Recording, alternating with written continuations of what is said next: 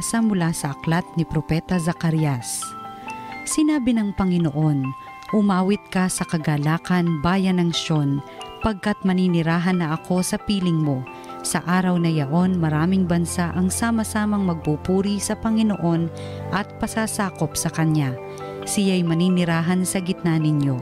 Sa gayon, malalaman ninyong sinugo ako ng Panginoon. Muli niyang kukupkupin, ituturing na kanyang sarili at itatangi ang Jerusalem. Manahimik sa harapan ng Panginoon ang lahat ng nilalang, pagkat siya'y tumindig mula sa kanyang templo." Ang salita ng Diyos. Pinupuri kang lubusan ng lahat sa ating bayan. Anak, sumasa iyo ang pagpapala ng Diyos na kataas-taasan. Higit kang pinagpala kaysa lahat ng babae sa lupa. Purihin ang Panginoon, ang Diyos na lumalang sa langit at lupa. Pinupuri kang lubusan ng lahat sa ating bayan. Ang pananalig sa Diyos na nag-udyok sa iyo ay hindi na mapaparam sa isip ng mga tao habang ginugunita nila ang kapangyarihan ng Diyos. Pinupuri kang lubusan ng lahat sa ating bayan. Ang mabuting balita ng Panginoon ayon kay San Lucas. Si Maria'y nagmamadaling pumunta sa isang bayan sa kaburulan ng Juda. Pagdating sa bahay ni Zacarias, binati niya si Elizabeth. Nang marinig ni Elizabeth ang bati ni Maria, naggagalaw ang sanggol sa kanyang tiyan. Napuspos ng Espiritu Santo si Elizabeth at buong galak na sinabi, "Pinagpala ka sa mga babae at pinagpala rin ang dinadala mo sa iyong sinapupunan. Sino ako upang dalawin ng ina ng aking Panginoon? Sapagkat pagkarinig ko ng iyong bati ay naggagalaw sa tuwa ang sanggol sa aking tiyan. Mapalad ka sapagkat nanalig kang matutupad ang ipinasabi sa iyo ng Panginoon." At sinabi ni Maria, "Ang puso ko'y nagpupuri sa Panginoon at nagagalak ang aking espiritu dahil sa Diyos na aking tagapagligtas." Ang mabuting balita ng Panginoon.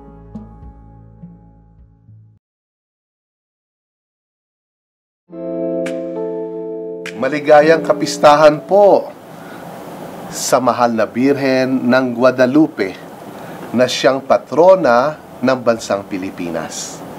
Alam po ninyo, noong 1935 ay ipinahayag ni Pope Pius XI na ang mahal na Birhen ng Guadalupe ay patrona ng mga Amerika at ng ating bansa. Kaya't hanggang ngayon, tuwing December 12, pinagdiriwang at kinikilala natin ang mahal na Birhen ng Guadalupe bilang ating tagapamagitan sa Diyos, ating patrona. At sa ordo o kaya ay tagubili ng ating simbahan, napakaraming mga pagbasa ang mapipili sa pagdiriwang ng mga misa sa araw na ito. Kaya't bago tayo malito, anong ating pagninilayan, minarapat kong ating pagnilayan ang mga salita ng mahal na Birhen ng Guadalupe kay Juan Diego. At ganoon din ang kanyang salita na nakatakda para sa ating lahat. Tunay po, ang mahal na Birhen ng Guadalupe ay isang ina sa atin. Isang inang nagmamahal, nagpapahalaga, dumadamay, nagtatanggol, nagmamalasakit, kumakalinga, at nagmamahal. Ang ina na Birhen ng Guadalupe ay si Maria na ina ni Jesus at ina nating lahat. Mayroon po akong nasa liksik na 5 mga pangungusap na ang sabi ng mga eksperto ay nagmula mismo sa bibig ng mahal na Birhen nung siya'y nagpakita sa Guadalupe. At isa-isahin po natin ito. Una, ang sabi niya, "Hindi ba ako narito, ako na iyong ina? Am I not here, I who am your mother?" Ang sarap pakinggan sapagkat ang ipinapahayag nito, si Maria ay ating kasakasama. At bago pa man natin siya tawagan na dumating at manahan sa ating buhay, siya na ang nagbibigay ng kanyang sarili para tayo ay samahan at agapayan anuman ang nilalakbay natin sa buhay dito sa mundo. Hindi ba ako narito? Sabi ni Maria sa Guadalupe. Hindi ba ako narito? Ako na iyong ina. At pangalawa, sinabi din ni Maria sa Guadalupe, hindi ka ba nasa ilalim ng aking lilim at pag-iingat? Are you not under my shadow and protection? Ang ating mahal na Birhen hindi lang kasama. Siya ang nag-iingat at siya ang nagtatanggol sa atin. Sa lahat ng kasamaan, sa lahat ng kaaway, sa lahat ng pag-uusig at paghihirap na dumarating sa ating buhay. Mabuhay tayong may panatag sapagkat kasama natin ang ating ina at siya ang kumukupkop sa atin sa kanyang lilim at pag-iingat. Pangatlo, sabi ng mahal na Birhen sa Guadalupe, hindi ka ba ang pinagmumulan ng aking kagalakan? Hindi ka ba nasa kandungan ng aking manta sa yakap ng aking bisig? Are you not the source of my joy? Are you not in the hollow of my mantle, in the crossing of my arms? Ganun po tayo kahalaga sa mahal na ina.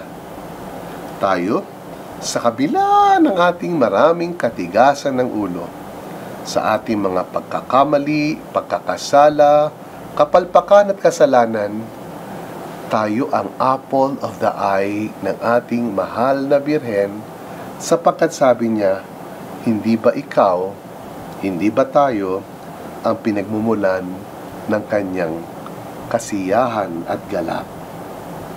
Sinabi pa niya, huwag mong hayaang mabalisa ang inyong puso. Huwag kang matakot sa sakit na ito o sa anumang karamdaman. Do not let your heart be troubled. Do not fear this sickness or any other illness. Ito ang ating mahal na ina na nag-aanyaya sa atin magtiwala sa Kanya, magtiwala sa Panginoon. Huwag nating hayaan ang pagkabalisa at pag-agam-agam na maghari sa ating buhay, sapagkat yan man ay sakit o yan man ay problema, alam yan ng ating Ama at alam ng ating mahal na ina, at hindi nila papahintulutan na ito ay maging makapangyarihan upang nakawin sa atin ang kapayapaan at kapanatagan. At panghuli, ang sabi ng Birhen sa Guadalupe, makinig ka at hayaang pumasok sa iyong puso. Wala kang dapat ikatakot. Huwag mong hayaang magdulot sa iyo ng pagkabalisa ang anuman. Listen and let it penetrate your heart. There is nothing to frighten you. Let nothing disturb you. Ito ang mahal na Birhen na nagpapaalaala sa atin, pumanatag at pumayapa tayo sa ating buhay. Huwag nating hayaan ang kahit na ano na umagaw ng ating kapayapaan at kapanatagan. Bakit? Sapagkat siya ang ating ina. Ang ina na naghahatid sa atin ng kasiguruhan, ng katatagan at kapayapaan. At tayo ang kanyang kagalakan. Sa puso niya, tayo ay kanyang iniingatan.